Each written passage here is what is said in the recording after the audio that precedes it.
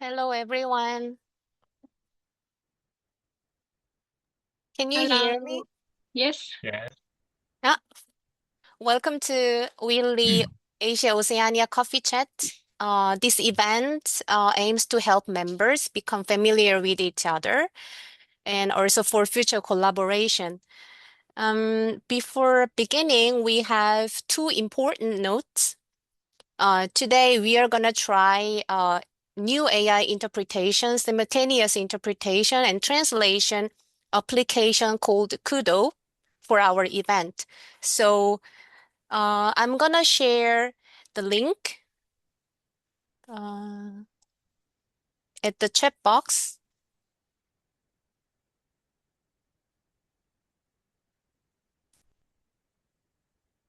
or you can simply capture the QR code in the shared screen. You can simply copy and paste the link on the separate tab and choose your language. So this time we are going to support 10 languages. And after the event, we are happy to get your feedback um, on this application.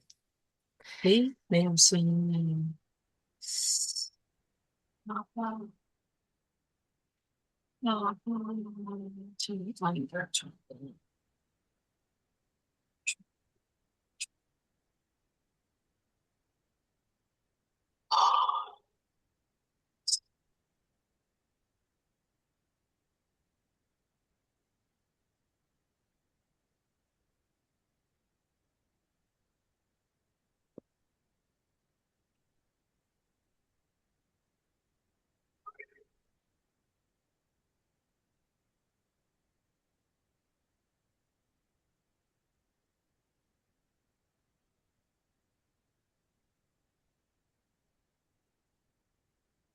Okay, so moving on to the next note, we want you to change your name on the Zoom to recognize each other easily.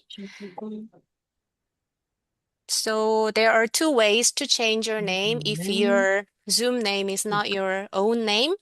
You can go to the participants at the bottom of your screen and find your name, and you can click the rename button.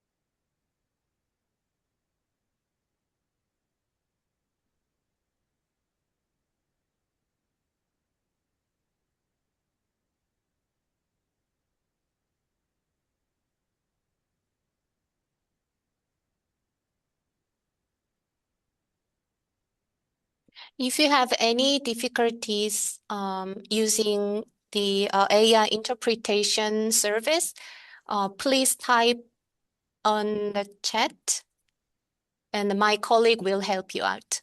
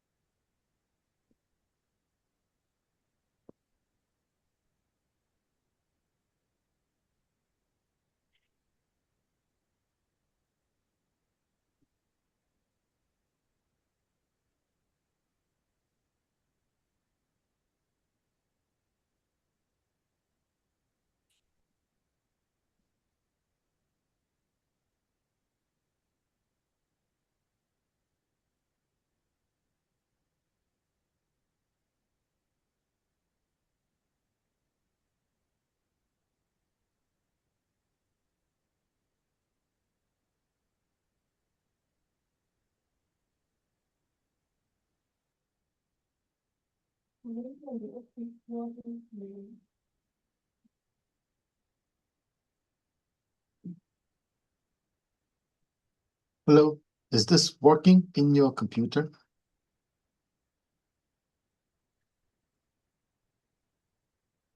No sound.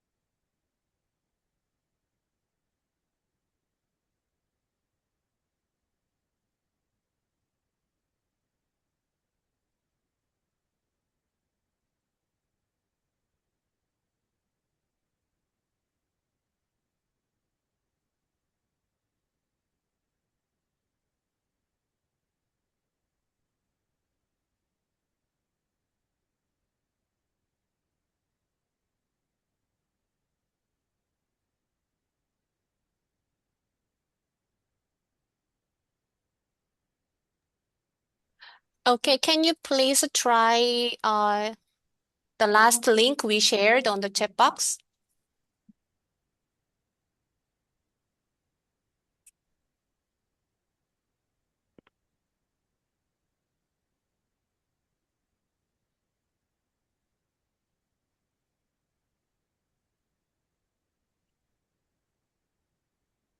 Okay.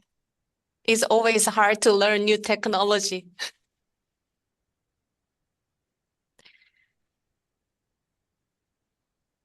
Okay.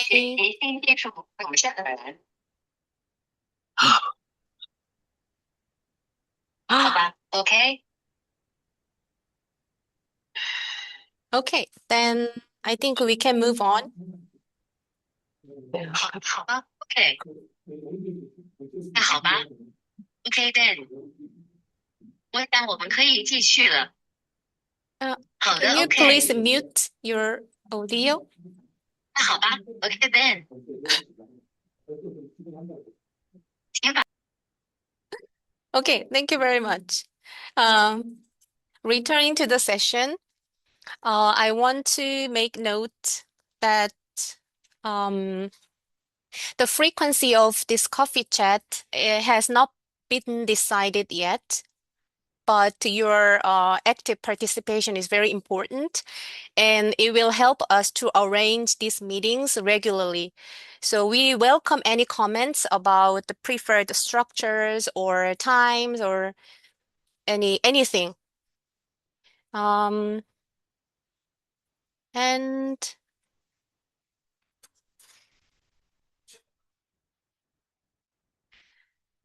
and as we already know, this is online meeting and it's very hard to get to know who is who and where they are from. So use we are gonna do something fun. Can you see the screen?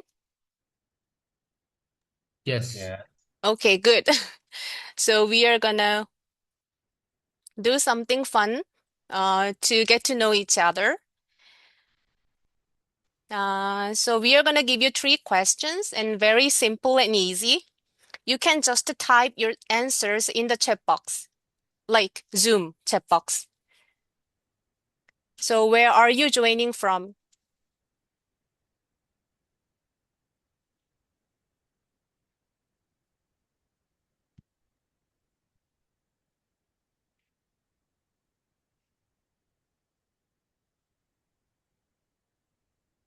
Okay, so we are joining from everywhere in Asia.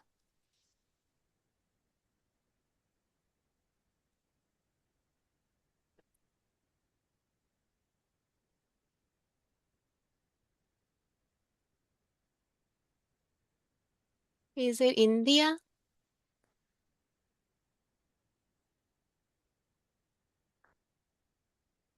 Wow.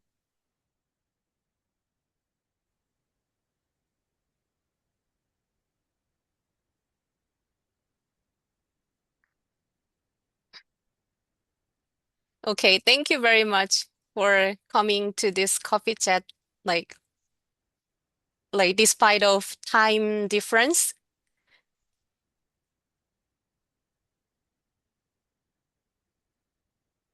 Okay, let's move on.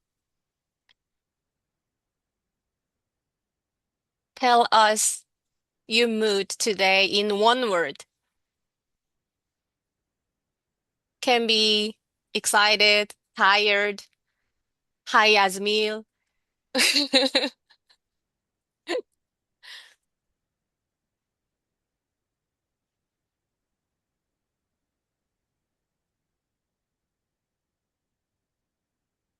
Yes.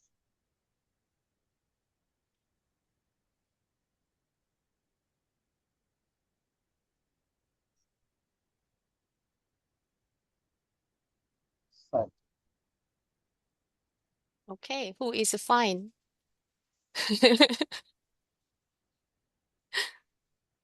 Exhausted.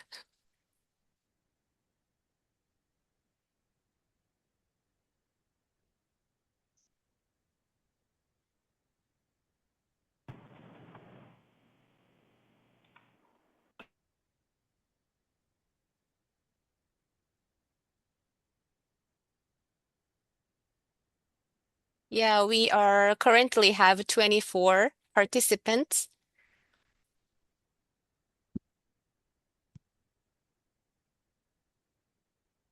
Okay, thank you. We are happy to know how your mood today.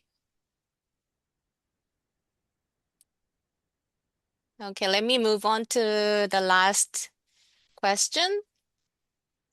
Okay, this looks a bit complicated compared to other two questions, but we want to hear one thing you'd like to exchange ideas about today.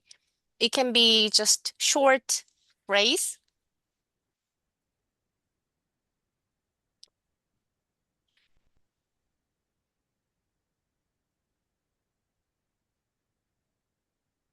Sure.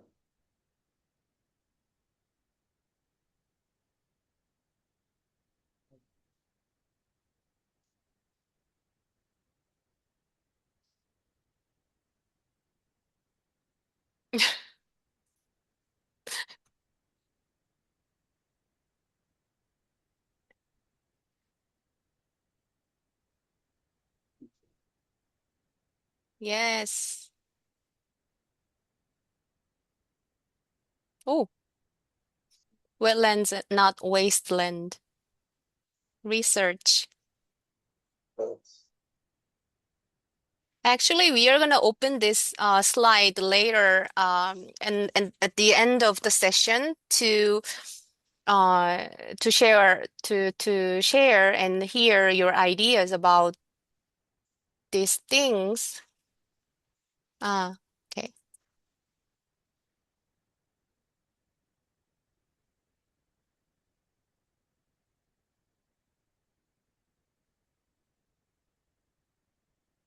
Would like to see everyone current initiatives.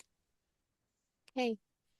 Um, Actually, we have many wetland centers and SIPA organizations who are going to present their activities and initiatives today.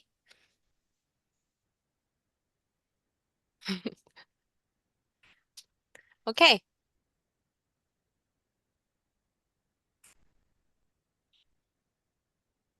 thank you very much.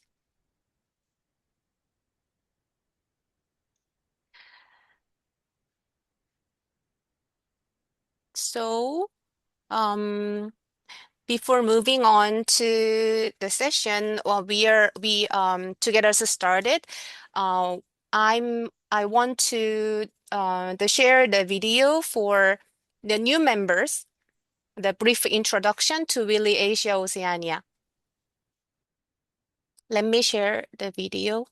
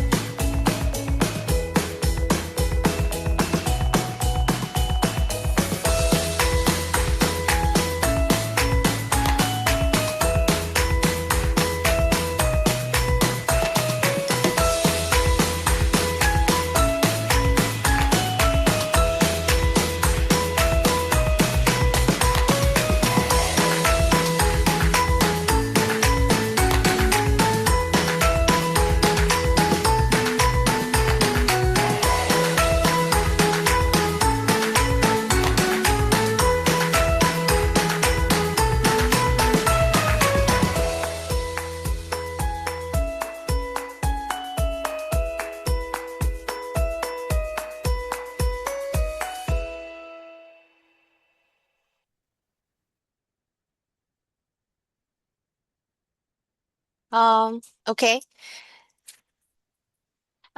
Today, many members contribute to the meeting by sharing their news and also interesting ideas, their project initiatives in the midst of busy schedule. Thank you very much. And also, we would like to say thank you to participate this meeting.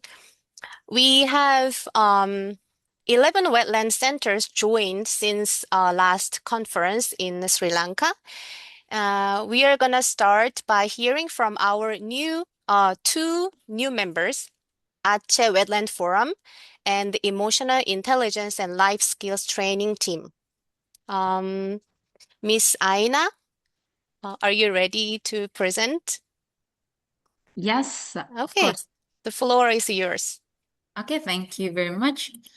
So, hello everyone. I would like to share my screen first to get to know each other. And here we go. Okay. Good afternoon, everyone, because here my place is the afternoon time. So everyone, we're across the world. Maybe we have different time zones. My name is Puratulaina, and you can call me Aina. And here I am represent the Aceh Wetlands Forum, or AWF organizations. Today, I am really honored to join this Wetland Link International Asia-Ocean Coffee Chat to share our perspective on wetlands for education, our work for wetlands education, especially now we are in Aceh, Indonesia. Or using education as a tool for wetlands conservation, you can also find us at awf.org.id. That was our website. Okay, let me start by introducing who we are. The Aceh Wetlands Forum is a non-profit organization based in Aceh, Indonesia. Our focus is on wetland conservation, environmental education, and climate action. Our mission is clear: to protect wetlands, empower local communities, and raise awareness among the youth. In practice, this means we develop education modules, work on mangrove and peatlands protection, and run community empowerment program. Next here, today I want to bring your attention to a specific place, Payani, our local name, or you can call it Swam of Me, located in Biren, Aceh, Indonesia. Payani is a 300-hectare wetland area that holds enormous ecological and cultural significance. The local community livelihood depends directly on these wetlands. People here have a strong cultural identity that is deeply tied to the wetland ecosystem. Ecologically, Payani, or Swam of Me, is incredibly rich. It contains path swam forests, freshwater species, and high biodiversity that makes it a truly valuable nature heritage. But as you know, Payani, like many wetlands across the region, face a serious and growing threat. The land is being converted for agriculture and plantation. Illegal logging and deforestation are destroying the forest cover. We are also witnessing significant biodiversity losses. Birds, fish, and important wetlands plants like purun are disappear.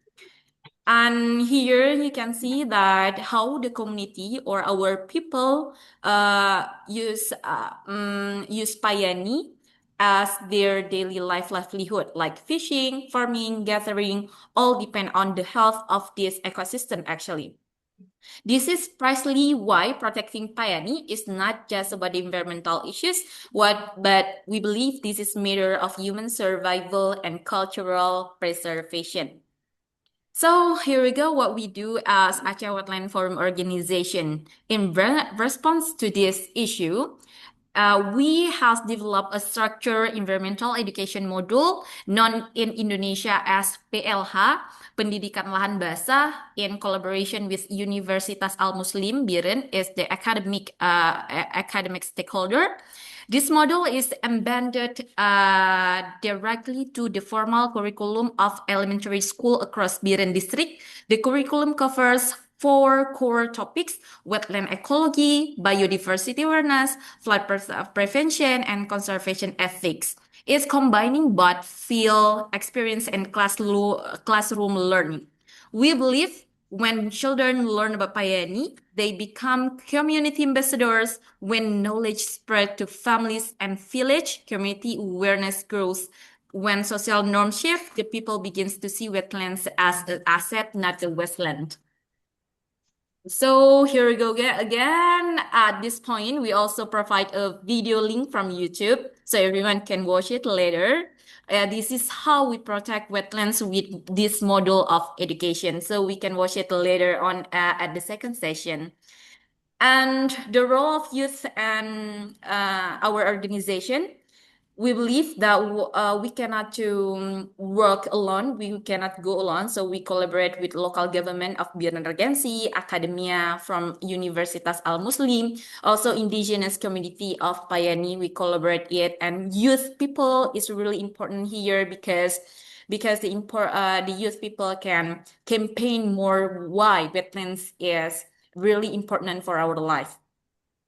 And the last slide of our short presentation and introduction, we believe, our organization believe, education is the most sustainable form of conservation. We invest in young minds because they become the community leader of tomorrow. And of course, this is really big opportunity to us as a grassroots organization to know each other at the Wetland Links International. So we are really proud to be here and be part of be part of this big organization. So for the future, if you are want to support us or want to collaborate each other to protect wetlands, especially in Aceh, we also openly to collaborate and have good relationship with another organizations. So you can find us here at our website awf.org.id, or you can instantly chat or texting us in our Instagram account like at @Aceh_wetlands. So thank you very much. That was the introduction from us, Arum. So all from you. Thank you. Thank you very much, Miss Aina. It's very impressive to watch what the Wetland Center is doing in with Aceh Wetland Forum. And the next presenter is Mr. Prasad, who is representing Emotional Intelligence and Life Skills Training Team. Mr. Prasad?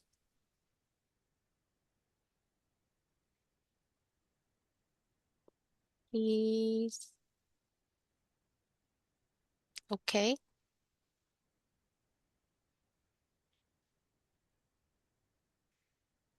Okay, he's not here yet, I think. Okay, let's move on to updates from the members. We are gonna start with action for protection of wild animals.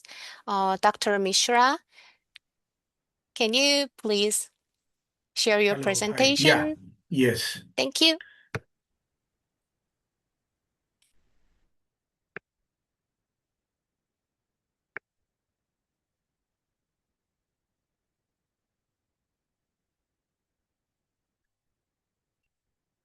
Is it visible?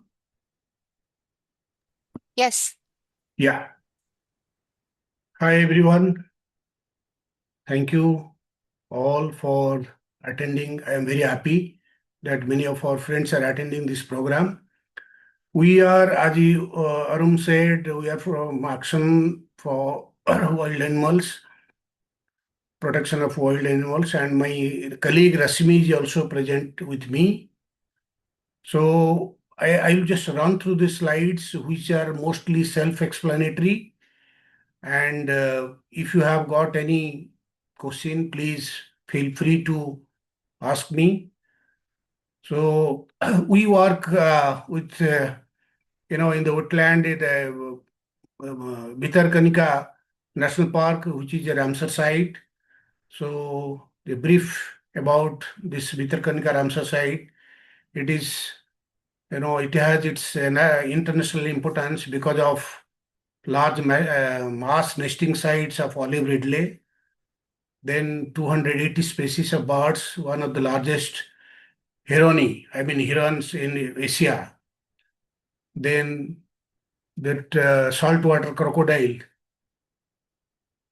and then there's 70 species of mangroves, the livelihood of 2.5 million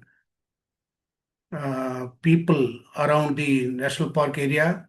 Then it gives protection from the cyclone and tidal surges. Then ecotourism attracts about 1 million, 0.1 million people annually.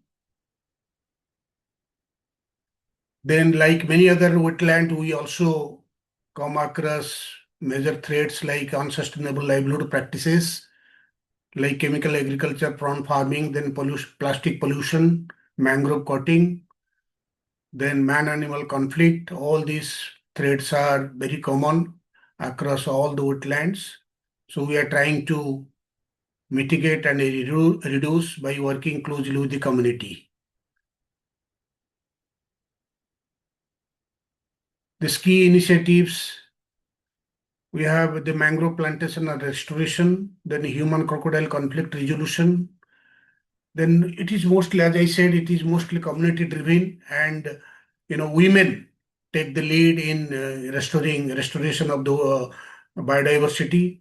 I mean, particularly, mangrove promotion, and this. Then we have education SIPA program to the school children. Here we are going to share a success story of a village which is about 10 kilometers away from the Bhitarkanika National Park, which is a Ramsar site.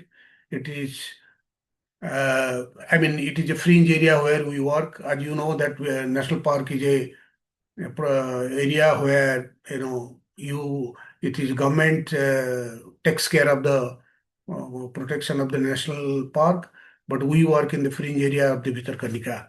So this village name is Jagannathpur. How this particular village have restored the biodiversity in a period of about 7 years, that we would like to share this experience.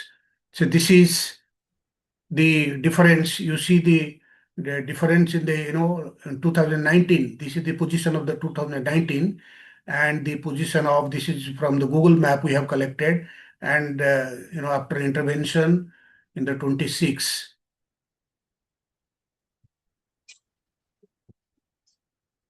And more than 0.2 million trees of 8 species of mangroves thrive in this forest now, choosing a mix of native. I mean, this is the how we have taken mixture of various species.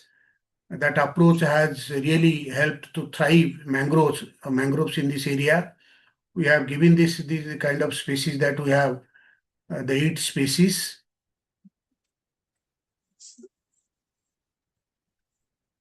Then it is the short-term result, as you saw. This is the total mangrove area. We have covered more than 50 hectares of land. Then plantation activities generate, the many percentage, like the wage labor, it was, but this small part was supported by GIZ. So people, the community was completely engaged in this, the fencing, growing nursery, plantation, everything. They were only the community was engaged with that. Then it provided, particularly during COVID, this was a kind of respite for many of the community members, because they got wage labor during COVID period where there was lockdown everywhere. So these community-led efforts fostered the strong sense of unity and environmental stewardship. Then the long-term result, as we see, that this enhanced protection of against cyclones, flood, and control river erosion, improved biodiversity, the livelihood of the local community from, particularly there is a kind of grass where many, art, this artisans, they use the grass for making hat, they're making bag, then making, basket. Apart from other things, this was a very good support because the grass generation was very good because of the mangrove promotion. Then, of course, fish production also was enhanced because of the mangrove enhancement. So this helped sustaining livelihood of the local community. So we adopted certain techniques, which is very simple. I mean, many of you must be knowing that one we started with hydrological restoration, then establishment of nursery, then direct planting. Okay, so this is how these mangroves were promoted in this area, and the major stakeholders, as I said, it is the community, and within the community again, the youth and the women, they took the lead in promoting this mangrove plantation and biodiversity conservation and restoration. Then we have this, very interesting things that when community takes up the responsibility, the job becomes very easy. The community, so the lesson learned by us is community involvement, then importance of local knowledge. Even the community people, they know what are the, how much of diversity should be there in the mangroves and how each, the species helps the other to grow. So that is the traditional wisdom from the community that really helped us. So that therefore we could maintain that diversity in the species. Then monitoring mechanism that was done again by the community. Next, this is how it was. It was not a very easy journey. Everyone knows that how difficult it is. So gradually, this after the community is mobilized, they have taken all the initiatives to look at the community, how they are pushing a boat with this mangrove space, saplings to the areas for plantation, transplantation.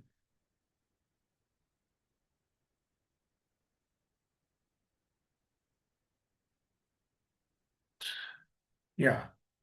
So if we save wetland, this wetland will save us. So that is how we move. And this particular intervention by APWA was partially supported by GIZ, and we are thankful to GIZ for this support.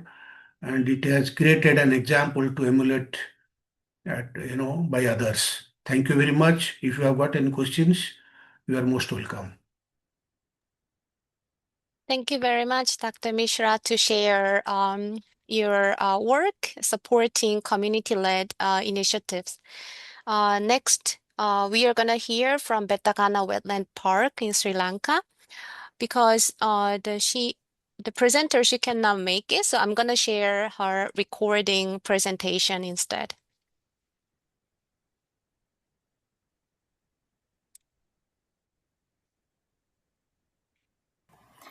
Hello, good day everyone. I am Narmada Dangampala from Sri Lanka representing Badagana Wetland Park. Unfortunately, I could not participate in today's coffee chat live because of my field work in a remote area. So please accept my greetings to all the WLI members. I hope many of you remember this beautiful wetland park in the middle of busy city Colombo, especially those who visited during the WLI Asia-Oceania conference in 2024. So today I would like to briefly share our recent environmental education initiative with children and the surrounding community. So Badagana Wetland Park is managed by the Environmental and Landscape Division of the Urban Development Authority Sri Lanka, and it is part of the Colombo Ramsar Wetland City or Colombo Wetland Complex.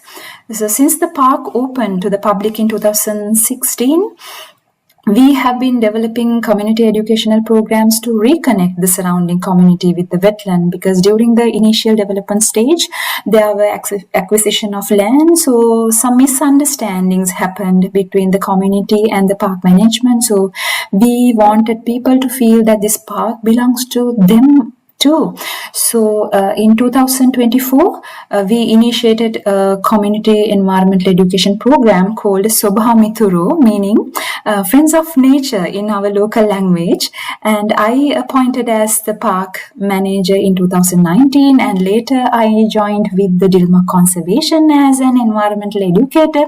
So through this partnership, we continued this initiative together, creating a wonderful example of a public-private partnership for SIPA activities.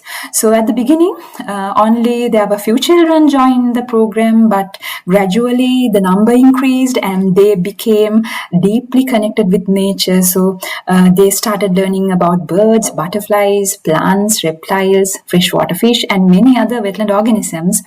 So most importantly, they learned scientifically through observation, note taking, sketching, and species identification.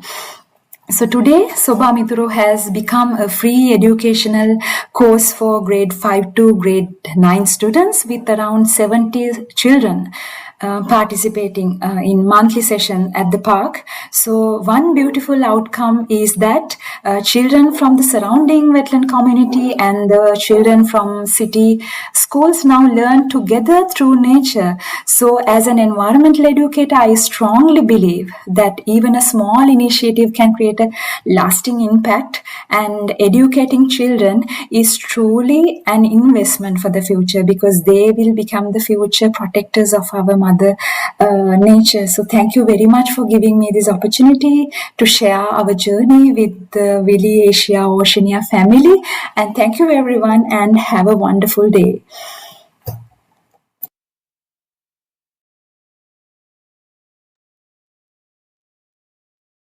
Hey, thank you, Miss Narmada. She's gonna watch this recording later on, and she will be very happy to see your reaction. Next, moving on, we are gonna invite Mr. Do from Environmental Education and Sustainability Center. Mr. Do, are you ready to present? Yes, I'm ready. Thank Yeah. you. Thank you. Can I share screen? Yeah, sure. Share.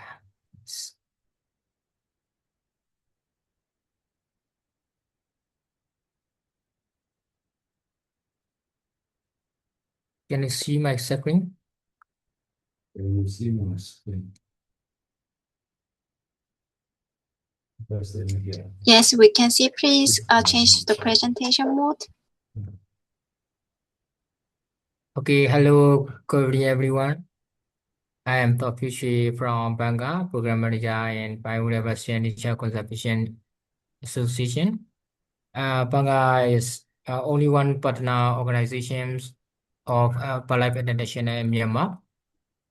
Banga started activities in 2002 and officially registration from Ministry of Home Affairs in 2004.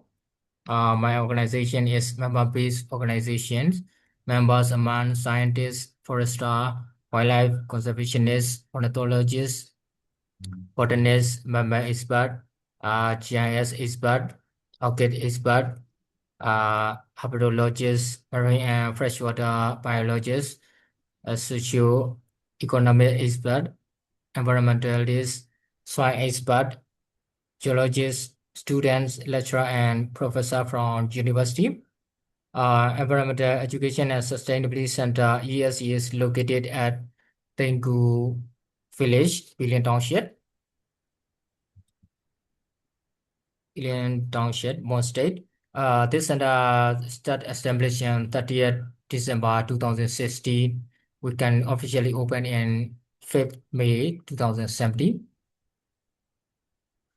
Center is supported by Wildlife International Tokyo. Our center objective is promoting awareness of community about wetland benefit, environmental conservation in Cape Mortimer. This center is about 6 miles away from Cape Mortimer. You know, the Cape Mortimer is important habitat of spawn-based sandpiper. Spawn-based sandpiper is critically endangered species in the world. Global population of spawn-based sandpiper 50% migrates in the Cape of Mortimer. So we believe our center is supportive for spawn-based sandpiper conservation. Cape of Mortimer is fourth Ramsar site in Myanmar, the largest Ramsar site in Myanmar. Ramsar designated in May 10, 2017, and site number is 2299.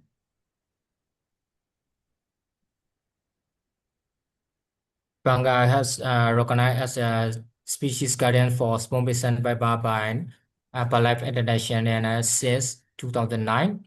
After Ramsar designated spawn-based sandpiper conservation and wetland conservation works are so strong and people participation are highly conditioned. ESC activities are celebrated awareness, education awareness, wetland days, wildlife day, and environmental war, environment day, and war migratory party events. In this center, we are conducted capacity building trainee, biodiversity conservation trainee, smart patrolling trainee, and bird watching trainee for local conservation group. Among them, we are promoting knowledge about conservation of environment and biodiversity to villagers and school children. After that, we were conducted organization meeting and workshop in this center. Another important program is Upland Tree program. We have one of the nursery in this compound. Another tree program is our organization were conducted outplanted tree in Cape of Mortimer. Some of the villages are not have trees in their village, so we are outplanting in the village and school compounds. We were planted trees since 2006 to 2015. Now that some village have many trees and many shades in their compound. Our purpose is protected for natural disaster, example, highly winds and storm, and then another purpose are fewer roots and help for shading in their compound. This is our compound and nursery. This is activities of the greening activities and outplanted trees in near the Cape of Mortimer. That's all our current situation in Center ESC. Thank you for your attention. Thank you. Thank you very much, Mr. Do. It's interesting to see different like educational materials, including nursery. Next, I'd like to invite Miss Wen Chen Lee from Pheasant Tailed Conservation Park.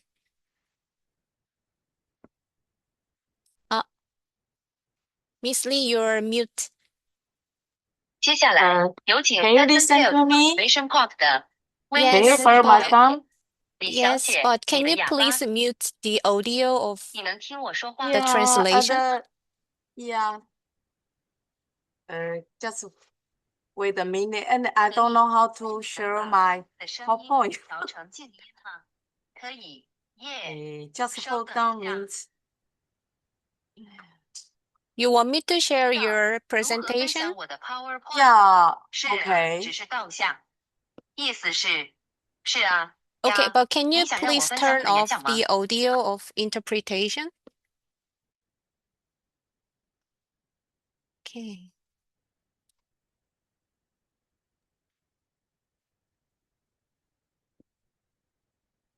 Can you hear my?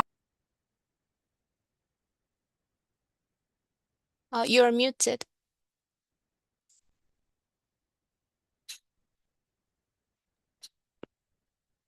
Okay, I'm gonna share the screen.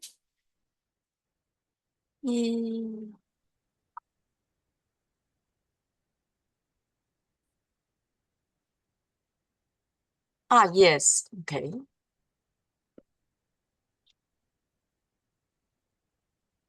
Yeah, I'm happy to share my park to everyone. And next.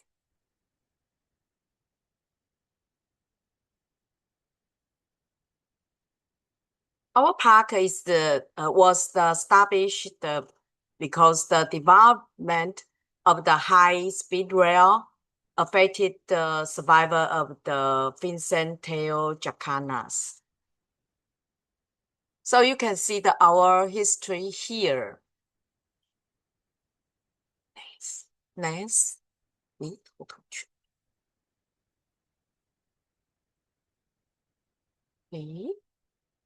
Okay. So we do. Okay, next. Each year we only do the older program, and we start in our park.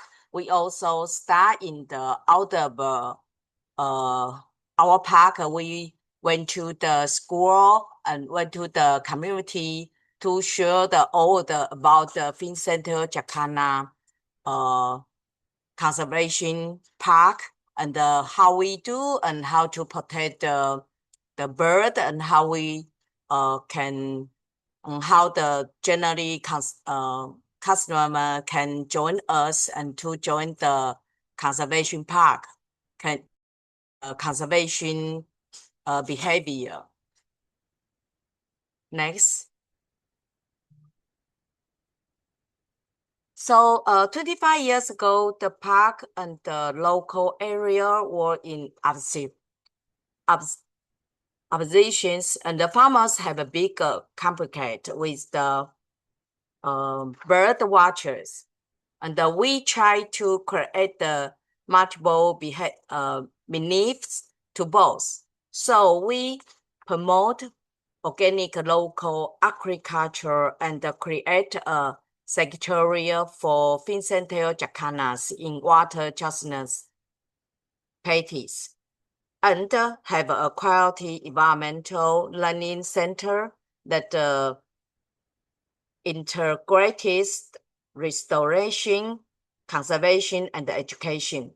Then work hard and create a win-win for ecology, agriculture, production, and biodiversity.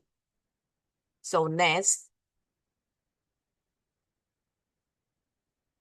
This is our park.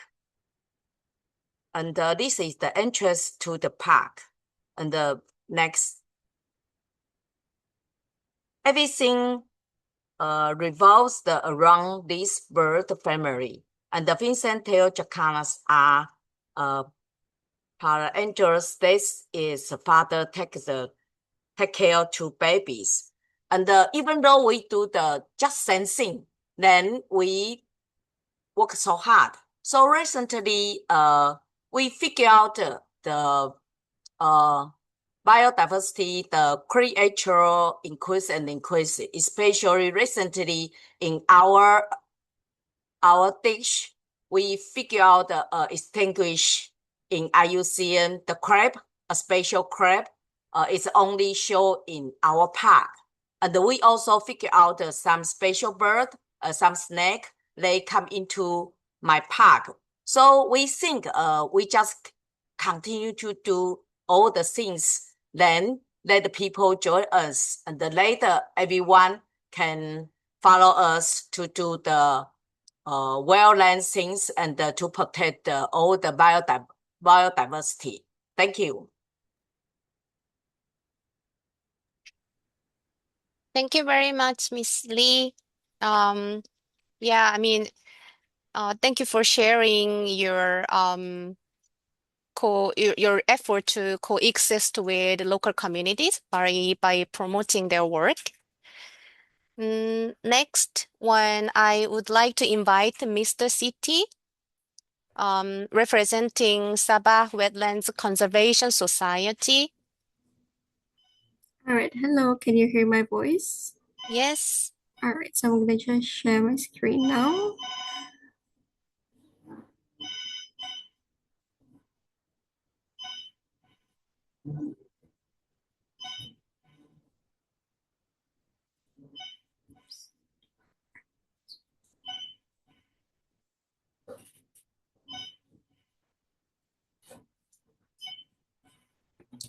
All right, so a very good afternoon, all. First of all, I would like to say thank you so much for the organizers for giving us the opportunity to talk here in the platform. So, just gonna briefly explain myself. My name is Eza. I am from the Sabah Wetland Conservation Society, which is a non-governmental organization based in Sabah in Malaysia. So because the time given was quite short, I'm just gonna briefly jump into the presentations. All right, so moving on to our timeline and our crucial events, there is some of the crucial events that are occurring in our organizations. So our story have been started back in the 1980s, where the police were actually discovered. So basically, the environmentalists discovered the area and lobbied for its protections. And after that, on the 1996, the area was actually designated as a bird sanctuary. And back then, the organization that managed the center or the site is actually the Likas Wetland Sanctuary Management Committee, which is actually being established under the directive of the Chief Minister of Sabah to manage the site. And after that, 2 years after that, the site was actually gazetted as the cultural heritage site for conservation, and it has not been open to the public. And a year after that, in 2000, it is open to the public officially on the March 1st. And then 5 years after that is the formation of our current organization, which is the Sabah Wetland Conservation Society, that is being approved by the Registrar of Society in August 22 in 2005.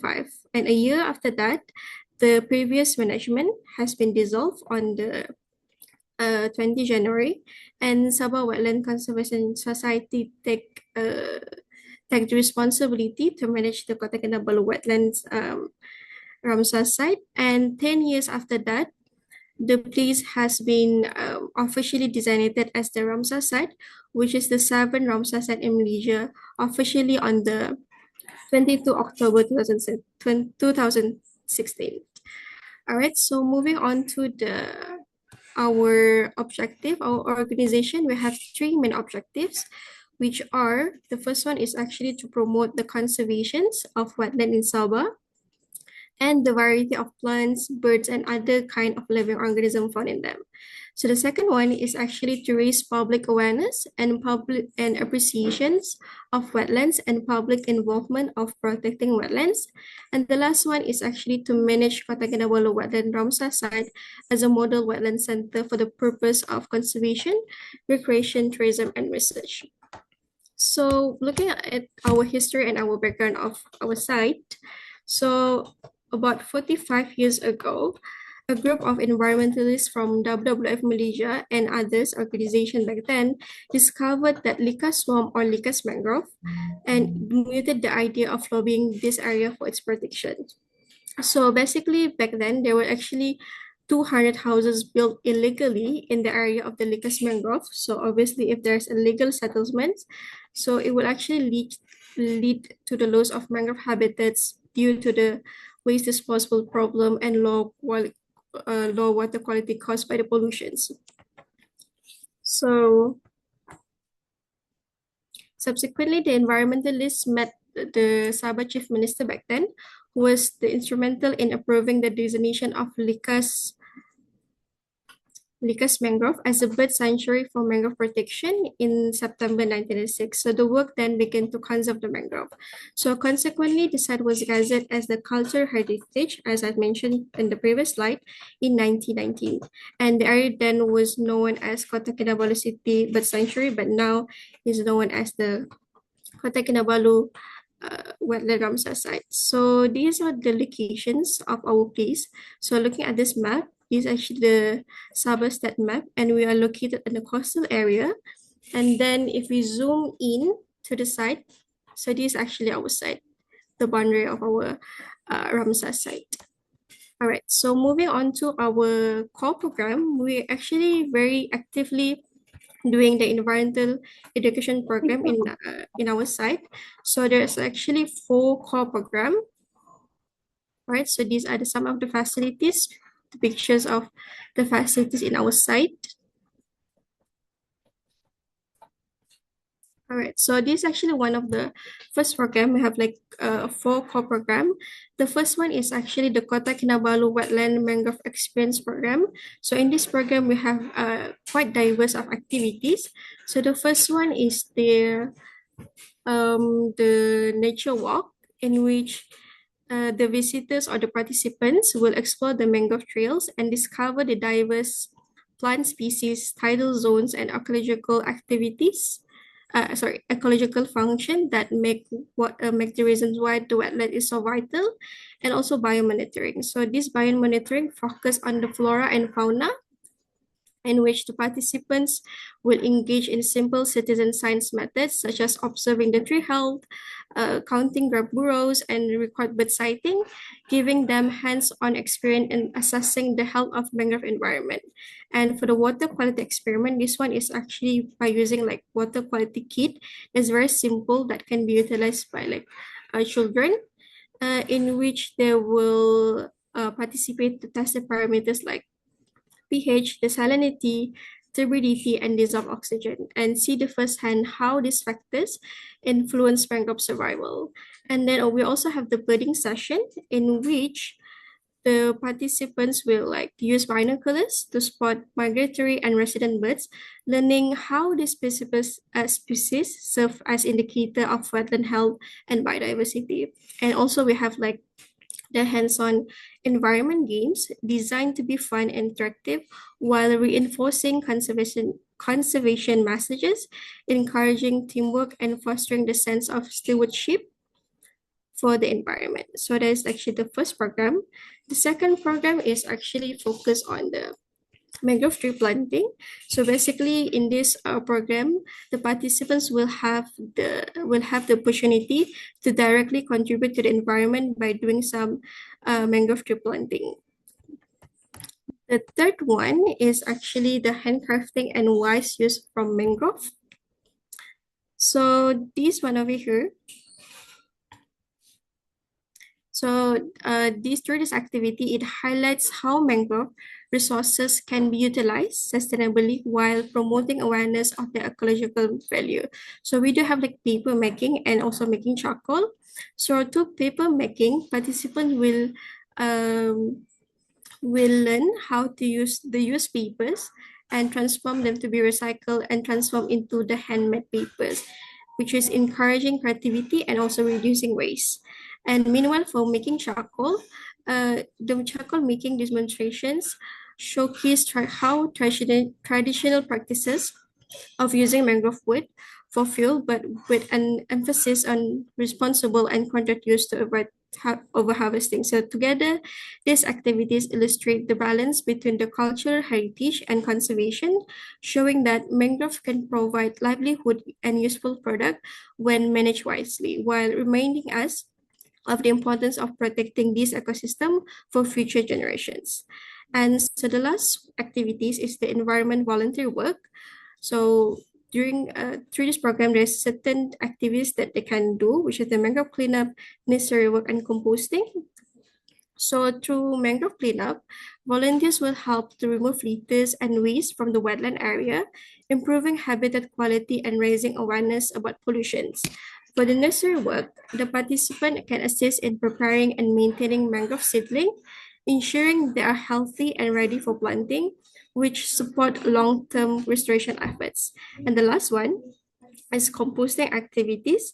So where organic waste is actually being recycled into nutrient-rich soil and support mangrove growth. So together, through the environmental volunteer work, these voluntary tasks not only strengthen the ecosystem, but also foster a sense of responsibility and community ownerships, showing that everyone can play a role in protecting and sustaining the wetlands. So I guess that's all from me. Thank you.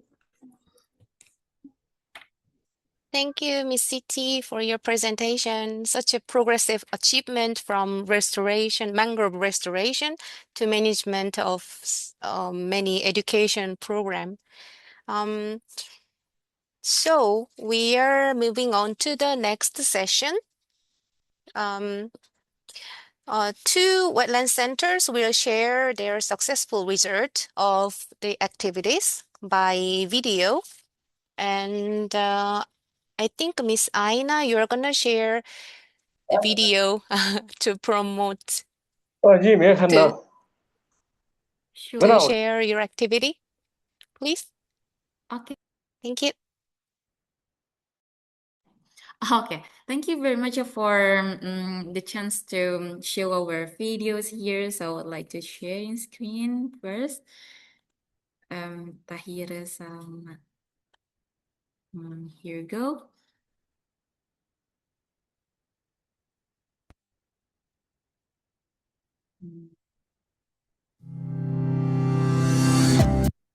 This video is audible. You can hear the video sound. Okay, everything's great.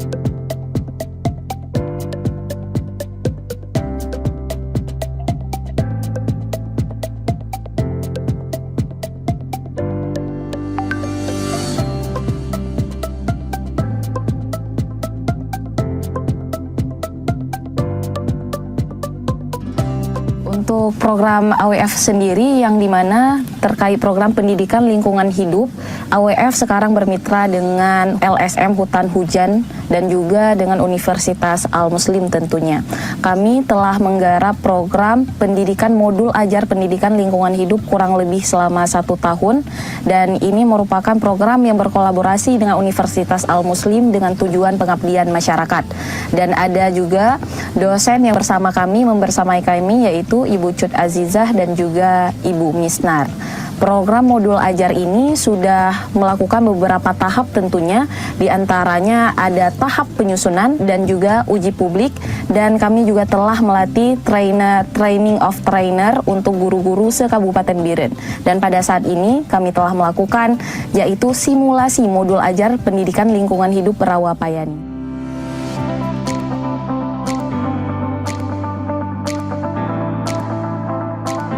Kalau saya lihat dari antusias mereka, bahkan yang nggak terlibat minta ikut terlibat, saya yakin itu 99% itu 99,9% itu modul kita ini insya Allah pasti akan terpakai, apalagi ada dinas bersama kita. Dinas ikut selalu membersamai kita, di mana kita ada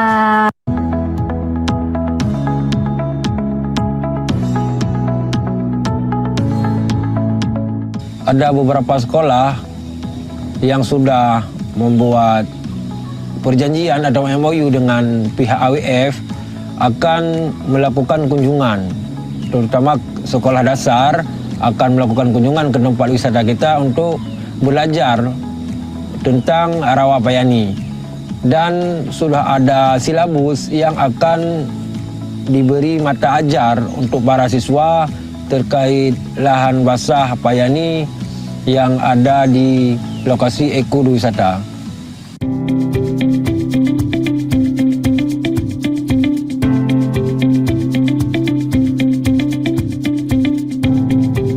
Jadi yang perlu kita nyodoku Rawapayaninya karena Payanyu sugolong kamu ne anyu ya sugolong kamu lahir daerah Konsi Kurung Pluh karena Payanyu. Jadi di na luah Payaninyo. Kalian mono kalian lurung drone ya. Kan kalian mereka itu cukup berat luah. Ya, luah Payani yaitu 300 hektar. Nah, lebih kurang 300 hektar. Jadi jangan dulu. Dalam kota pertama kan. Karena seiring terjadinya perkembangan, maka airnya sudah dangkal. Sudah dimakan usia, kemudian ada rumput-rumput yang sudah mengering, sehingga dia tertimbun. Dulunya Rawapayani ini akan ada kelanjutan yang bermanfaat terhadap pendidikan dan ekonomi masyarakat. Anak-anak merasa sangat senang tentunya dan juga mereka merasa gembira karena berhadir di lahan terbuka dan juga bisa langsung mengamati bagaimana proses-proses seperti bentuk flora dan fauna, mengidentifikasi dan lain sebagainya. Mereka merasa sangat semangat tentunya, bahkan mereka ingin melakukan itu lagi dan berkunjung lagi ke Rawa Payani. Kita telah dibantah, sang putri menjajah tanah. Seketika bumi berkah menelan sekutu. Mereka. Jadi secara tidak langsung memang lagu yang kita ciptakan ini akan memberi pengaruh yang baik terhadap pemahaman konservasi.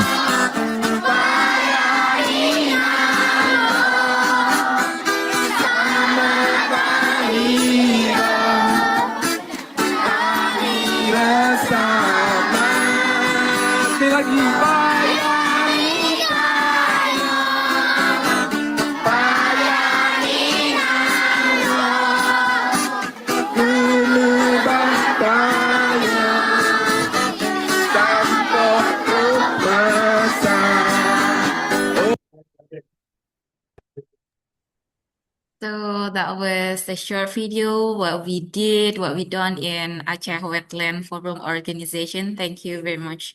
Thank you very much. Actually, I watched this video. I think I already watched the full video, and then I realized that such a lot of attention and support from like different organization and different person required for achieving this hard work. So I would like to share the full video link on the chat box. So if you're interested, please watch it later.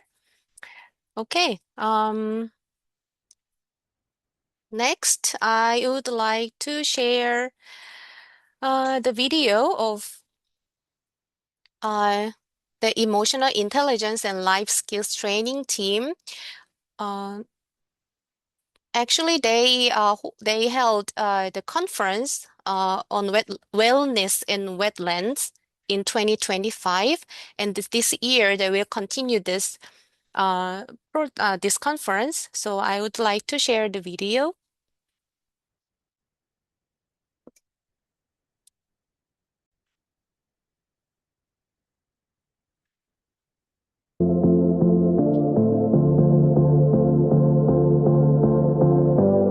Welcome you to the International Wellness and Wetland Conference of 2025.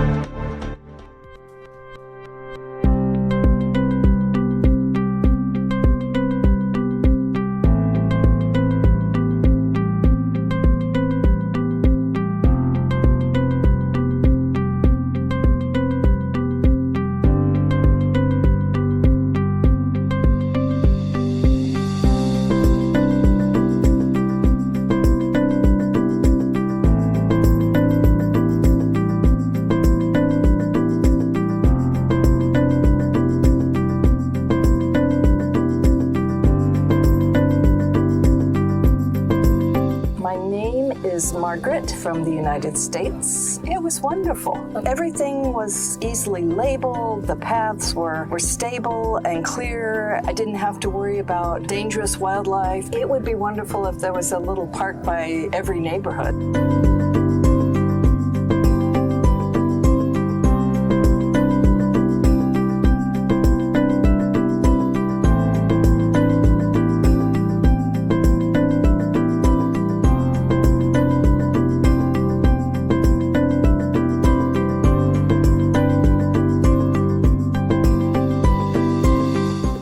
Subhashri. I'm representing India. Oh, that was a fantastic. The nature walk, it was so mindful, and the guide has given us the beautiful explanation, and it was a rejuvenating experience. I feel that everybody should visit once at least such kind of a wetland and rejuvenate themselves. It was really a mindful walk for us.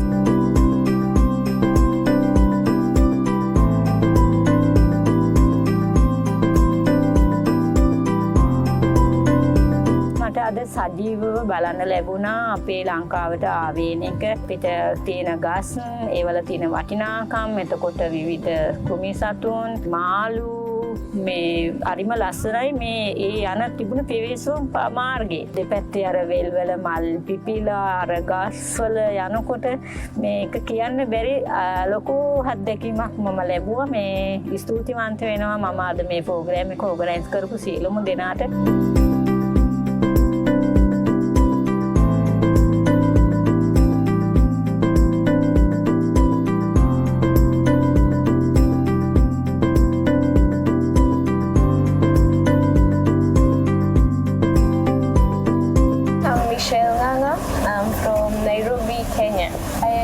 Every bit of it. I enjoyed the walking. Being in nature is fun. It's freeing. The point of being in nature is to experience the freedom aside from all the noise in the world. I felt like it calmed my whole entire system. My mood is happy, as you can see. I'm happy.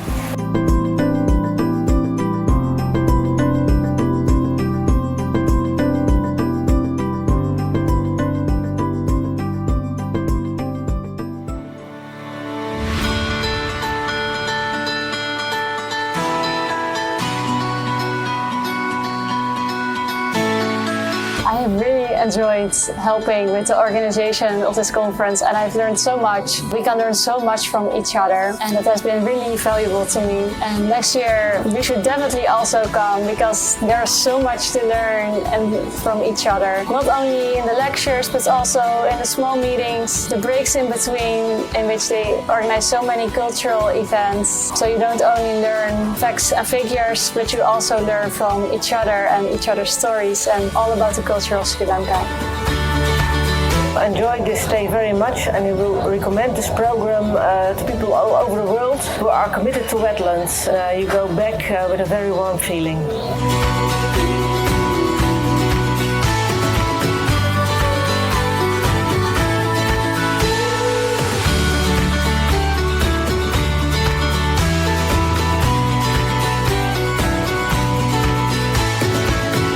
අයබෝවන් ඒ අන්තර්ජාතික සමුළුවෙන් අපි ගොඩාක් ඥානය අත්දැකීම් ගන්න පුළුවන් ලබන අවුරුද්දේ join වෙන්න කියලා ඉන්වයිට් කරනවා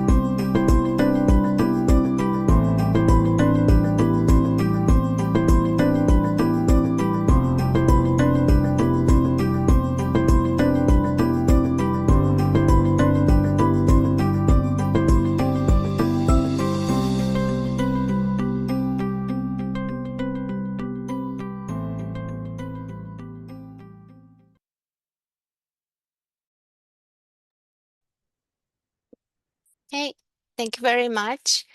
And we have the last presenter from Pagapatan Wetlands Learning Center. If Dr. Rowena is ready to present.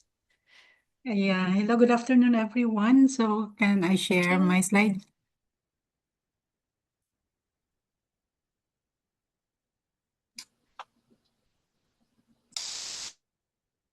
Okay, so you might wonder why I have a different set of slides now, but I just wanted to share the recent activities that we're doing in the Pagatpatan Wetland Learning Center. So we conducted actually the workshop on sustainable management of the Pagatpatan Wetland Learning Center last July in 2025. So this is about the operationalization of the Pagatpatan Wetland and Learning Center. So we conducted planning for strategic planning for the Pagatpatan Wetland Learning Center.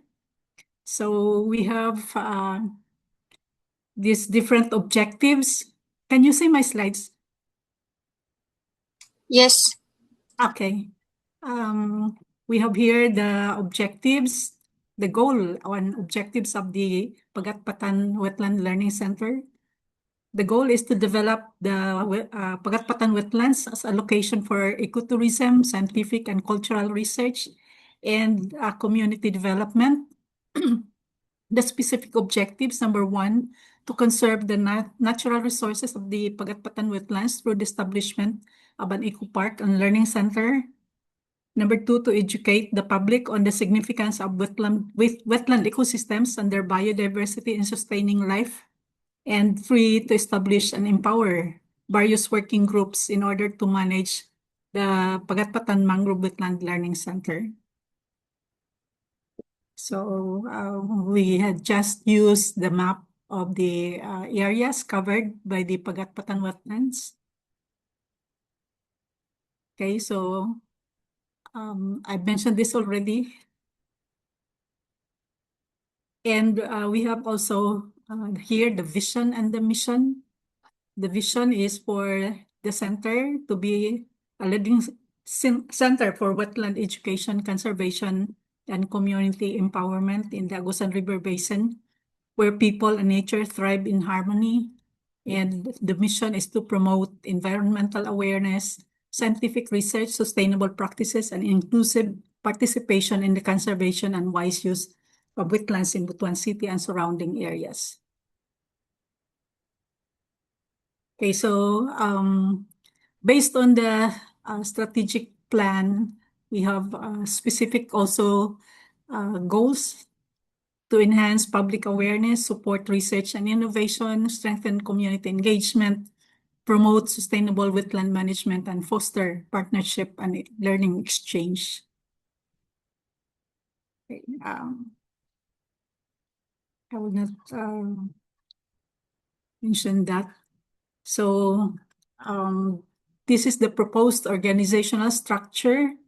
So for the operationalization, sustainable operationalization, we come up with this organizational chart with the board of directors, the eco park manager. Then we have the campaign for volunteers as one division, publicity and marketing, another division, community organization and awareness, then for training.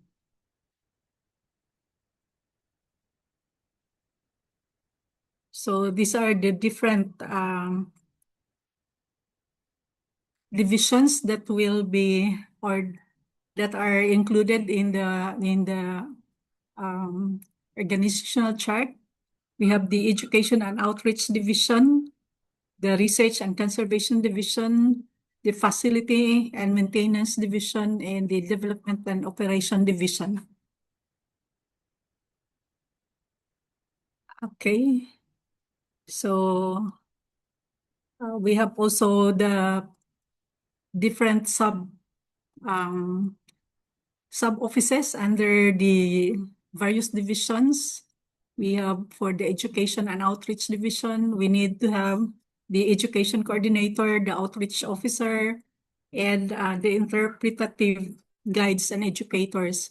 For the Research and Conservation Division, we have the research manager, the ecologist, wetland scientists, data and GIS analyst, and the facilities and maintenance staff. And for the Development and Operation Division, we have the fundraising and grants officer and the administrative assistants and also visitor services coordinator.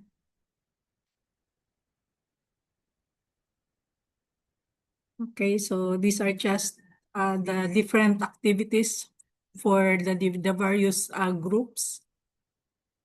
Okay. And this is the proposed operational cost.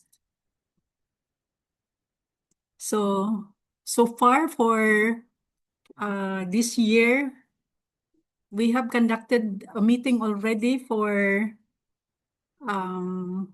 the partnership meeting because there are also partners who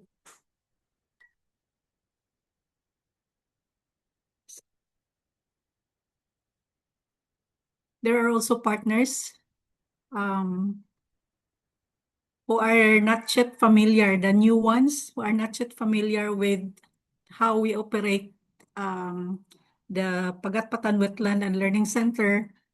But we have some setbacks, especially that we have a new admin building for the Pagatpatan Wetland Learning Center given to us by the TIESA. The TIESA is actually from the tourism industry of the Philippines. So wherein we have some difficulty because the Pagatpatan Wetland Learning Center is owned. The land where we have the building is owned by the city government of Butuan, but at the moment we're working with the village of specific village of Pagatpatan, and so there's a new discussion about it, which somewhat requires a lot of time. So that is why we're a little bit, or there's a setback in the operations. So I think that's all about the recent developments we have at the Pagatpatan Wetland Learning Center. Thank you very much. Thank you very much, Dr. Rowena. Good. Well, hello everyone. I'm really pleased to be able to join this coffee chat today. I think it's a fantastic innovation from our CEA in their role as the WLI Asia-Oceania host and representation. I just thought it would be nice for me if I could just give a little update on WWT, WLI, and in particular our Wetland Learning Hub, our capacity building program. I know that there are one or two newish members of WLI, and I do apologize for those who've been very long time WLI members may know all of this, but I hope you'll bear with me for the benefit of the newer members. So very quickly on WWT, we have been in existence since 1946. We were first established by Sir Peter Scott, who some years later went on also to found WWF, which I think is probably fair to say more people kind of immediately hear WW and they think I'm going to say F, and then when you say WWT, not as many people know about WWT, but Sir Peter Scott started WWT well before he went on to found WWF. We are an international organization partner to the Ramsar Convention, and we run 10 wetland centres around the UK. You can see that map of where they all are. So we're in each of the countries that make up Great Britain, and they're all quite different. So I haven't been to all of them yet, but each time I go back to the UK, I try to visit another one because I want to understand what we offer in each of our centres. We also run kind of other rural projects, landscape projects. So we've done a very big salt marsh restoration, and also in the southwest, so that you can see the place called Steert in the far sort of southwest of the UK. And we're also doing some kind of urban wetlands or peri-urban wetland work in a number of places. We also do some species conservation, particularly at our headquarters in Slimbridge, which again you can see on the map towards the southwest. And we have some sort of focal areas, and we have programs, country programs in Madagascar and Cambodia. And that's where I'm dialing in from. I work in Cambodia in my global role as International Engagement Manager. As you all know, we run this network, WLI, Wetland Link International, but we also run a network, WWN, a World Wetland Network, which is less about wetland centres, but more for NGOs that are still involved in conservation and wetlands, but they tend to be fairly small NGOs, and we look to support them as they try to influence both policy in their own countries, but also be a sort of important NGO voice at the Ramsar Convention meetings, in particular the conferences every 3 years. And then we run Wetland Learning Hub, which I will come back to in a little while. But next slide, please. So Wetland Link International is also quite old. It's been running since 1991. It has now well over 350 members across the world. We use 350, but I know even in the time that I've been in WWT that we've had quite a lot of new members. So I think we need to adjust to that. I suspect it's more like 360, 375 members by now. We use a very broad definition of wetland centres, and I think that many of you today in talking about your work, that shows that there isn't just one type of wetland reserve or one type of centre. Some of you will be very involved in direct education. Others are there for visitors and may have sort of public education and interpretation, but not so many education programs. And others may well just be reserves where people can come and enjoy the wetlands. There are many kinds of wetland centres, and we welcome all of the centres to become members of Wetland Link International. We offer communications between members, and just as I rejoined this meeting, it was great to see Aceh and Sabah exchanging information to get in touch with each other. It's fantastic. It's exactly the sort of things that we like to see. We try to provide support. I hope you will have seen on the website or in the last newsletter, we've started a program called Welly Boots, where we are trying to put people who maybe have a question or a problem and somebody else who's found a solution to doing something or implemented a particularly successful program, putting those people in touch with each other to work together or exchange information. Many of you will know about our small grants program that is supported by a leading international law firm. That happens every year.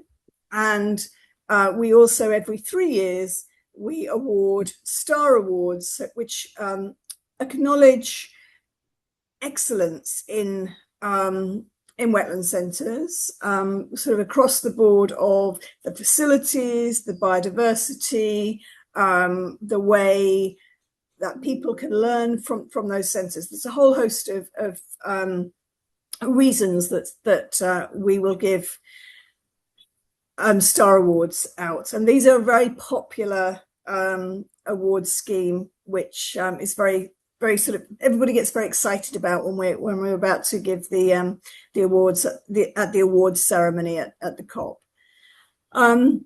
And as we have a lovely video from the Secretary General of Ramsar, who talks about the fact that if you see a star award plaque on the wall as you go into a centre, you know that it really is a great place to visit.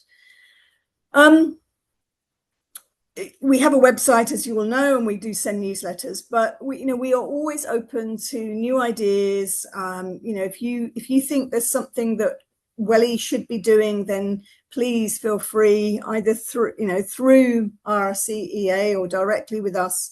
We're very open to thinking about what else can we do to really try and support your work. Next slide, please.